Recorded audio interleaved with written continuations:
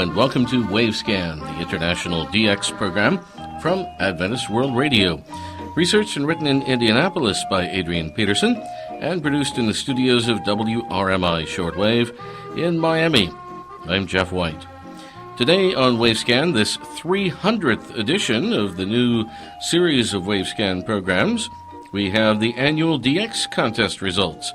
Rare, Unusual, Unique QSLs, AWR's Focus on Asia 2014 Annual DX Contest.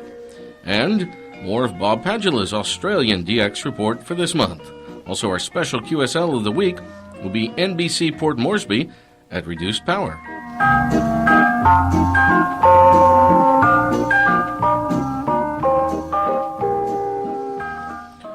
Well, we here at the AWRDX program Wavescan take pleasure in announcing today the list of winners for the big 2014 annual DX contest.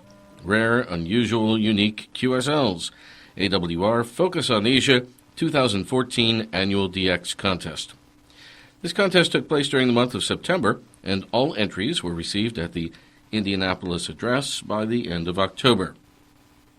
You'll remember that there were 5 parts in the contest this year, and you were invited to provide information about your rare, unusual, and unique QSLs, up to 5 in number, and describe these QSLs in one brief paragraph each. You were also invited to provide a photocopy of each, preferably in color, to enclose reception reports for 3 AWR Asian broadcasts, to provide a photograph of an Adventist unit in your country, and to send along 3 radio cards. We are grateful again for the large number of entries received this year from so many countries around the world, and we appreciate the time-consuming effort that so many listeners exerted in preparing their excellent entries. As always, we note that many entries were from new participants this year, and we're grateful to those also who have entered on previous occasions during the past 38 years of contesting. As in all previous contests, there were many entries of particularly high quality, some even in a book style of presentation. The QSL cards and color copies of QSL cards are appreciated, and the story behind so many of these interesting QSLs will be printed here in Wavescan over a long period of time, one each week. We would hope one day to compile them all into a colorful publication. The colorful photographs of an Adventist facility in your country also produced some interesting stories. From a long list of entries, we've chosen the following listeners to whom awards will be sent in due course.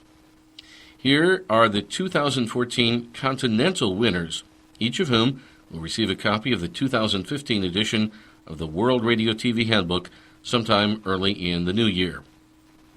The Continental winner for Africa and the Middle East is KP Munir of Sharjah in the United Arab Emirates. Our Continental winner for Asia is Tony Ashar of Deepak in Indonesia. The Continental winner for Europe is Hans V. Lalaki of Hedehusene in Denmark. The Continental winner for North America is Carolyn Lisandru of Bloomington, Indiana in the USA. And for South America, it's Daniel Camporini in Munro, Argentina. And finally, our Continental winner for the Pacific is Bruce White of Corunda, South Australia in Australia. Congratulations to all of them. Among the many outstanding entries in this year's contest, neat, colorful, and nicely prepared, we have chosen the following to receive the Award of Merit. From China, Victor Liu of Shaoxing sent some very interesting QSLs along. From India, S.M. Shamim of Chulimanur sent a book-style presentation. Also from India, Jose Jacob of Hyderabad. He has entered every contest in our history and sent some splendid QSLs. From the United States, from the state of Florida, Victor Latavish in Naples, Florida, sent a quality entry. He, by the way, is the architect of the AWR headquarters building, and we'll tell you more about that later in the program. And also from the USA, from California, Patrick Hector of Woodland, California, sent some remarkable QSL cards.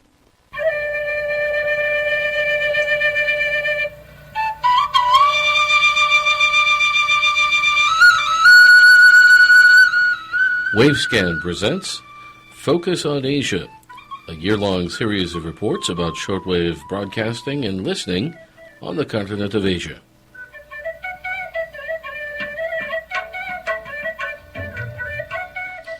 And now the name of the world winner in our big listener contest, Rare, Unusual, Unique QSLs, AWR Focus on Asia 2014 Annual DX Contest. This year's winner also presented his entry in a neat and colorful style with some very interesting QSL stories. He will receive a book of his choice, one of the authoritative volumes on shortwave history, written by the noted radio historian Jerome Berg of suburban Boston in the United States. The world winner for 2013 is...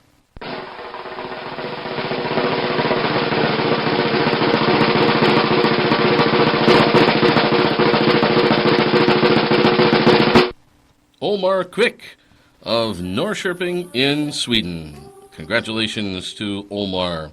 Once again, we acknowledge with appreciation the many entries in this year's Rare, Unusual, Unique QSLs AWR Focus on Asia 2014 Annual DX Contest.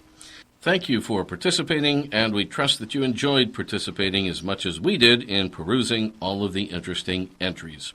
All entries will be acknowledged through the post, and all reception reports will be verified, though it will take time, perhaps well into the new year, to process them all.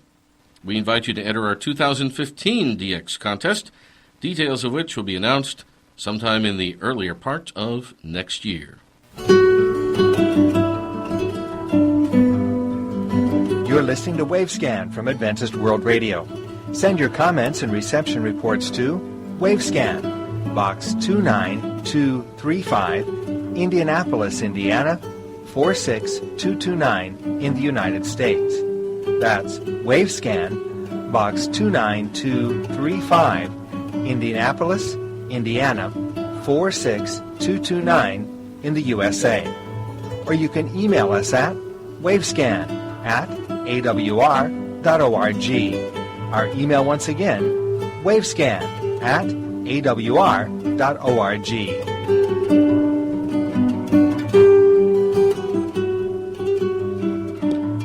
Thank you very much, Alan Graham of HCJB.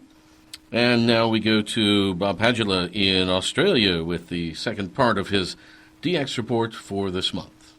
Bob? Now, some publication news of interest to shortwave enthusiasts. First of all, the World Radio Television Handbook.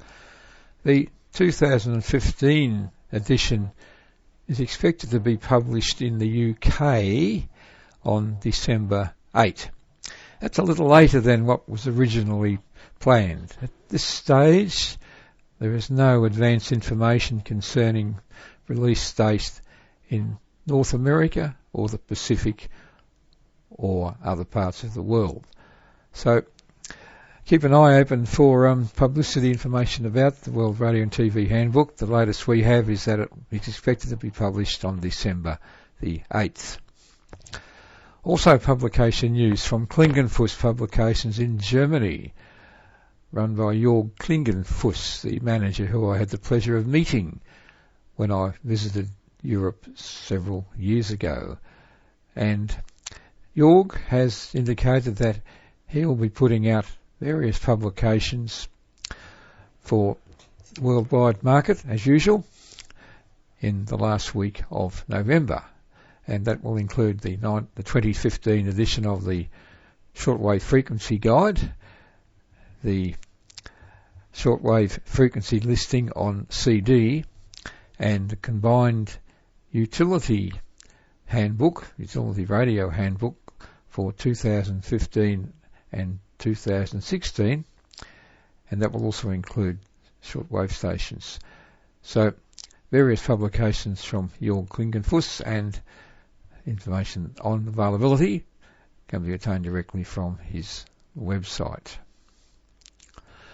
Now, closer to home, I'm about to release a free online publication titled The History and Development of the Radio Australia booster station, which was operating from Darwin at the Cox Peninsula in the Northern Territory between 1968 and 2010. A lot of information will be in my publication, which will be made available to anybody, anywhere. It'll be downloaded from the internet as an online file, and it contains many illustrations not previously published. Information will be included with photographs of the actual construction of the transmitting station back in 1968, made available to me by the former manager of the engineering construction section of the company which was actually doing the building of the station. The station actually closed down for Radio Australia services around about 2005. It was then sold to the religious broadcasting station Christian Vision, and Christian Vision operated it for a few years until it finally closed down in 2010, and all the equipment was, the whole facility was demolished and equipment was transferred to various other places. There was also a receiving station as part of the complex, which was located almost in the town of Darwin itself, and that operated between 1968 and 1974. The purpose of the receiving station was for off-air reception from Shepparton here in Victoria of Radio Australia transmissions, and that was fed by microwave directly from the receiving station to the transmitting station about 15 kilometres away. That receiving station was closed down in 1975 when the microwave service from Mount Isa in Queensland replaced it. So I'll let I'll be releasing information very shortly on availability of the research project, which may have a few surprises for people who may not have known very much about that very large complex, which had 14 transmitter towers, each of 95 metres high. So more about that later. And that's all we have time for in our episode of the Australian DX Report, which came to you from Melbourne in Victoria, Australia. I'd just like to remind you that we offer full detail QSL cards showing Australian scenes and wildlife for correct reports received for these broadcasts. We also offer an email QSL service for reports sent by the internet or email. Full details about the QSL service are available at the Electronic DXpress homepage, which is simply edxp.org. So until our next program, this is Bob Padula in Melbourne in Victoria, Australia, wishing you all good listening. Thanks for being with us and good DX. See you soon. Thank you, Bob. We have some additional news now. New radio equipment for Saudi Arabia. The Australian DX News reports that the Swiss company Amphigon is supplying 4 new shortwave transmitters at 500 kilowatts each, together with 4 new antenna systems for installation at Riyadh in Saudi Arabia. These new facilities are expected to be on the air next summer. Last month, All India Radio announced the closure of 5 of its shortwave facilities located in regional areas of India.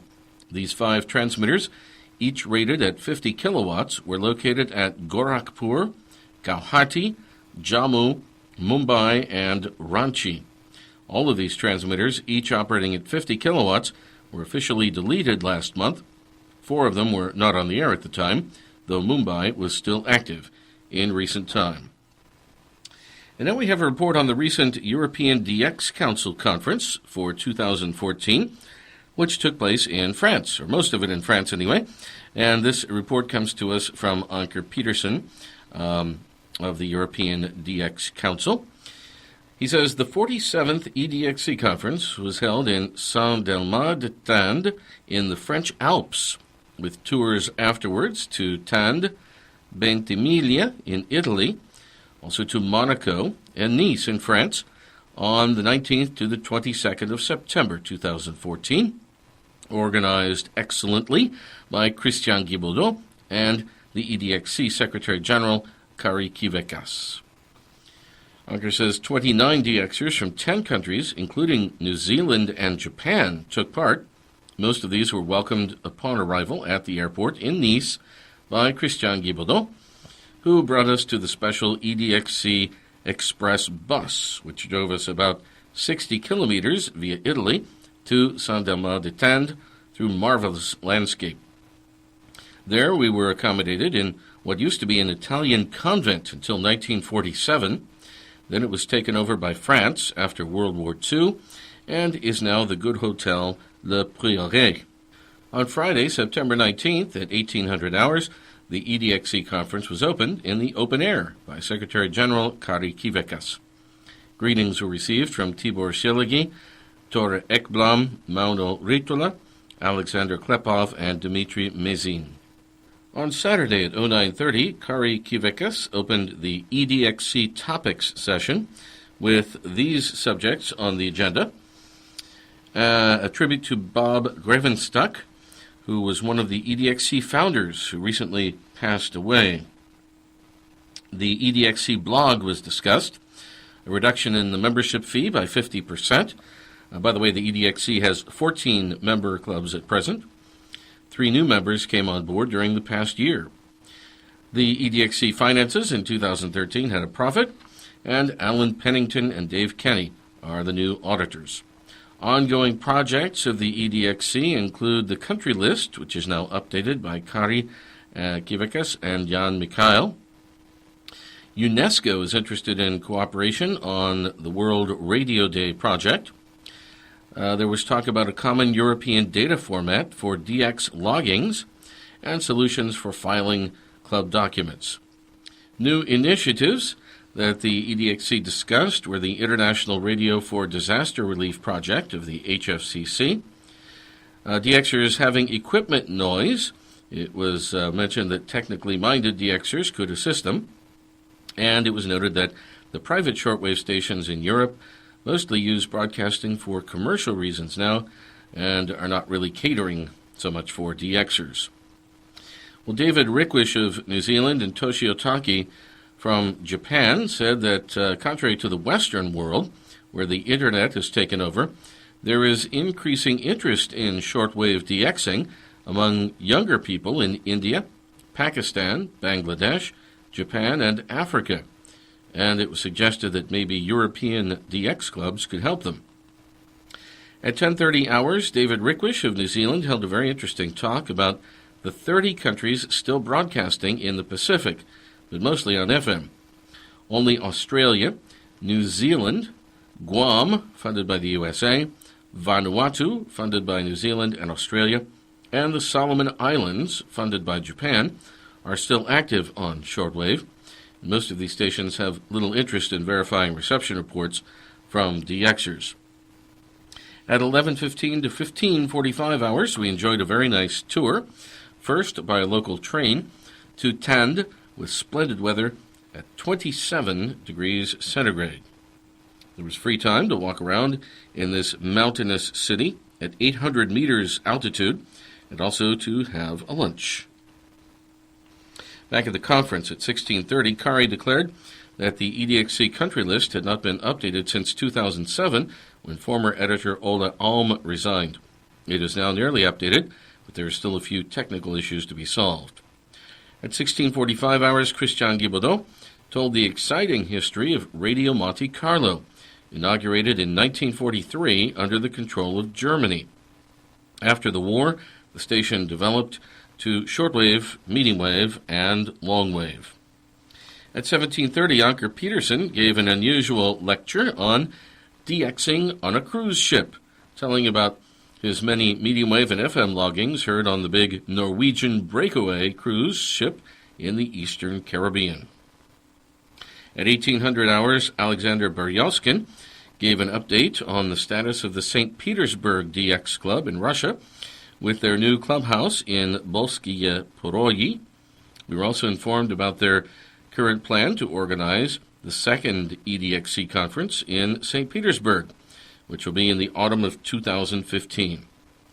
By riding to the Sokos Olympia Garden Hotel via the DX Club, you'll get an official invitation from the hotel, which makes it easier to get a visa to get into Russia. Later this winter, the EDXC will send out an official invitation and more information on that 2015 conference in St. Petersburg, Russia. At 1830, a more technical documentary film was shown about the high-powered shortwave Hörby transmitter site in Sweden, former Radio Sweden site. And at 1930, it was time for the traditional, delicious EDXC banquet. After the dinner, Kari Kivekas handed out a gift to Christian Guibaudot for his excellent work, and Anker Petersen handed out the newest domestic broadcasting survey to Christian for his outstanding job. On Sunday morning, Anker says we left Delma de Tende by the EDXC Express bus and headed down to the Italian Mediterranean city of Ventimiglia, where we made a stop. From there, we drove to the third country on our tour, Monaco, where we had some hours to visit the palace of Prince Albert II, and later a walk around Monte Carlo. From there, we drove the short distance to Nice in France and went to our hotels. In the evening, the Danish Shortwave Club International had a special dinner for its present and former members with partners at the hotel restaurant with a view of the Mediterranean Sea. On Monday, our group first visited the Jewish Radio Shalom in Nice. After that, we had a guided tour through the old town of Nice in a little train or tram driving on the streets. We saw many old picturesque buildings and ended up on a high hilltop above Nice with a beautiful view over this fine city. After this guided tour, we paid a visit to an old wine cellar called Formule Niçoise, where the owners told about the hundreds of years of history of their Italian wines and their food from the Middle Ages. That was followed by a delicious lunch. The tour ended with an interesting visit to the Catholic station Radio Chrétienne de France, RCF. And Anker says, I must thank Christian Guibaudot and Kari Kivekas for this wonderful EDXC conference. Well, thank you, Anker, for that information on the 2014 EDXC conference in France and also in Italy and Monaco. Well, some other news from the DX window of the Danish Shortwave Club International. Our very regular Spanish contributor, says Anker Petersen, he is Manuel Mendez, and he writes that my wife and I have stayed on holiday in Playa Blanca in Lanzarote in the Canary Islands between the 1st and the 8th of November, with very good and sunny weather, with temperatures about 26 degrees Celsius in the daytime and 20 at night. I took with me my Texan PL880 and Texan PL310ET radios. Conditions for African and Latin American stations are very good here, especially in the early morning. But in the later evening and first hours of the night, there was a lot of noise in the 60-meter band, perhaps from some of the hotel's electrical appliances, and this made it impossible to pick up weak stations in this band. Unfortunately, only a few stations are still on the air these days, especially in Africa. Only Radio Mali is on the air regularly, with a good signal in Lanzarote on 5995 and 9635 kilohertz. Radio Congo is also on the air on 6115 at 1800 UTC. 1 year ago, Radio Nacional in Guinea Equatorial Guinea, was on the air with a good signal, but now it's inactive for a long time. And only one day I could pick up a signal that might be from this station. ELWA Liberia 4760 kilohertz reported reactivated. I could hear it, presumably, at various times at 2200 with a weak signal. Radio Uganda in Kampala, reactivated months ago, is now inactive again. A pity, but perhaps in 2 or 3 years, no stations will remain in the tropical bands in Africa, says Manuel Mendez. And now our special QSL of the week, NBC Port Moresby on reduced power. In his DX contest entry, Victor Latavich of Naples in Florida tells how he was part of the design team of architects who designed the large, multi-storied building that is the world headquarters for the General Conference of Seventh-day Adventists.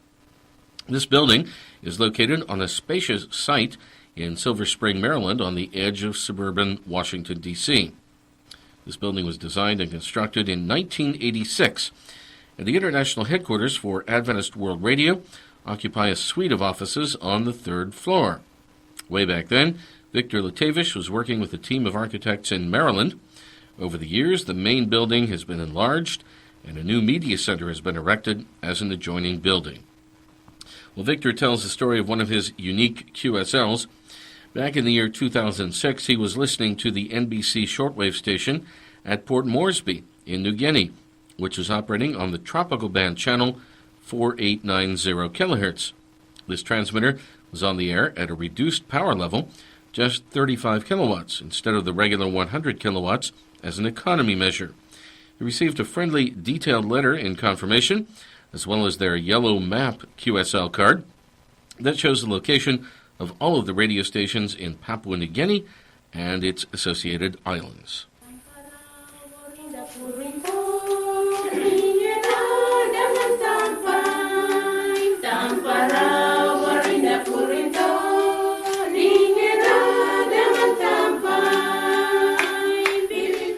Well, we end today's edition of Wavescan with some traditional music from Bougainville in Papua New Guinea. Thanks for listening to Wavescan, the international DX program from Adventist World Radio, researched and written by Dr. Adrian Peterson in Indianapolis. Next week, General Douglas MacArthur returns to the Philippines, the radio story. We'll have our Indian DX report as well. A reminder that several QSL cards are available for your reception reports on this program.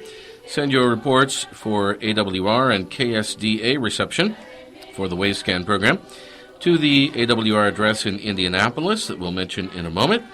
And you can also send them to the station your radio is tuned to, WRMI or WWCR or KVOH, or to the AWR relay stations that carry Wavescan.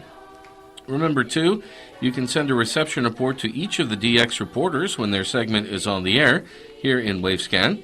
Reporters from Japan, Bangladesh, the Philippines, Australia, and India. They will verify with a colorful QSL card. Return postage and an address label are always appreciated.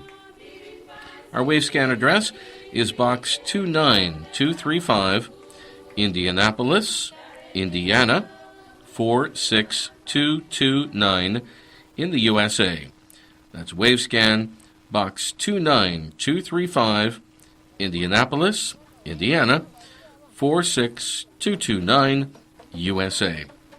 You can also email us at wavescan@awr.org. That's wavescan@awr.org. I'm Jeff White at WRMI in Miami. Till next week, good listening, everyone.